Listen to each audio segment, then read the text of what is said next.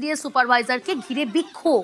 ছবি দেখাবো আপনাদের, কিন্তু কেন বিক্ষোভ, কি কি অভিযোগ স্থানীয় বাসিন্দাদের, ছবি দেখুন আগে, তারপর জানার চেষ্টা করব। অবশ্যই নন্দীগ্রামের ছবি দেখছেন এই মুহূর্তে, সেখানে আইসিডিএস সুপারভাইজারকে ঘিরে বিক্ষোভ স্থানীয় বাসিন্দাদের, একাধিক অভিযোগ তার বিরুদ্ধে।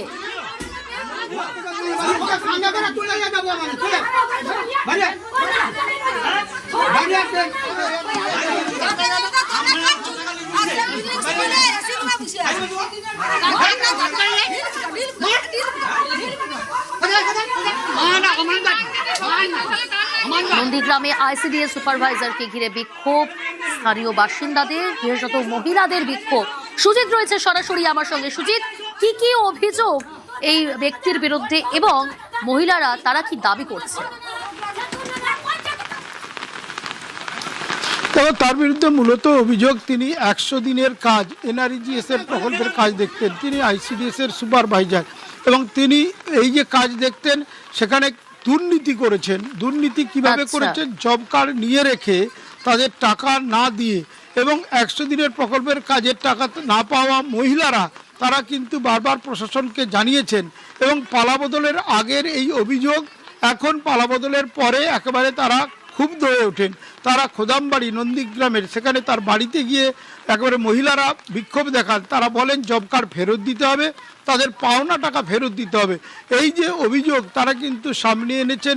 আজকে একবারে সকাল থেকে তার বাড়িতে গিয়ে বিক্ষোভ দেখান, এবং তারা বলেন যে তাদের যে এই সমস্যা বা দুর্নীতির যে অভিযোগ তাদের তোলা, সবটার তদন্ত করতে হবে এবং তাদের পাওনা টাকা ফেরত করানোর ব্যবস্থা করতে হবে। এবং সেই বিক্ষোভ তারা কোথায় দেখাচ্ছিলেন? অভিযুক্তর যে বাড়িতে গিয়ে। তাদের অভিযোগটা শুনি সুজিত। ডিজিটাল কার্ডে যে ঘরটা, সেই ঘরটা ওরা তাও আমার কেটে নিচ্ছে, তাও আমার ঘরটাও দেয় না আমাকে। জব কার্ডটা এবং দিল না, জব কার্ডটা মানতে আসতো না, আমাকে আজে বাজে করে বললো তো যে নাঙাকে ভোট দিচ্ছ তো সে নাঙা দিবে চলে যা। একাধিক অভিযোগ সুজিত, যার বিরুদ্ধে অভিযোগ তিনি কি বলছেন, তার কি বক্তব্য?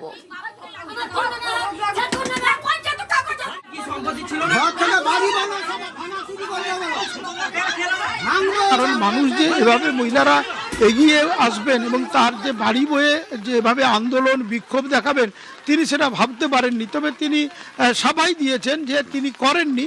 তবে ঘটনা যে সত্যতা রয়েছে তা কিন্তু দাবি যারা করছেন তারা বলেই দিচ্ছেন, তারা হিসেব দেখাচ্ছেন, কাগজ দেখাচ্ছেন, তারা টাকা পাননি, পাওনা, এবং তাদের জব কার্ড যে ওই মহিলার কাছে আছে, এবং যিনি সুপারভাইজারের দায়িত্ব তারই কিন্তু বড় দায়িত্ব। কিন্তু এই যে এমন একটা সময় সরকারের বদল এবং পালাবদল, তার আগে এই দুর্নীতি প্রশ্রয় পেয়েছে, এবং এখন যখন পালাবদলের পর মুখ খুলতে পারছেন, তারা কিন্তু রীতিমতো নিজেরাই একেবারে পৌঁছে গিয়েছিলেন অভিযুক্ত ওই মহিলার বাড়িতে সুপারভাইজারের। সেখানে গিয়ে কিন্তু তারা অনড় থাকেন, ঘন্টার পর ঘন্টা তারা বিক্ষোভ দেখাতে থাকেন। পুলিশ যায় ঘটনাস্থলে, তাদেরকে ব্যবস্থা নেওয়ার আশ্বাস দেন, কিন্তু তারা জানান যে দীর্ঘদিন ধরে এই সুপারভাইজার তাদের টাকা নয়ছয় করেছে, তাদের টাকা নিয়েছে, এবং জব কার্ড পর্যন্ত তাদের ফেরত দেওয়া হয়নি। তারা অভিযোগ সুজিত, তার বক্তব্য শুনি। বাড়ি ভাঙচুর, এটা কি আমি টাকা নিয়েছি ওদের কাছ থেকে? বাড়িতে রেখে যদি মিথ্যে কথা বলে, এটা আমাদের কি করতে পারি বলো? জেরক্স দিয়ে সব সময়ের জন্য হয় না। এবারে সবার যদি জেরক্স থাকে, সবাই কি ওই বইয়ের জন্য আমার বাড়িতে কেউ আসবে না? আজকে একটা হেনস্থা করার না হলে এরকম কেউ আসতো? পরিকল্পিত করে সবাই এসেছে আমার বাড়িতে।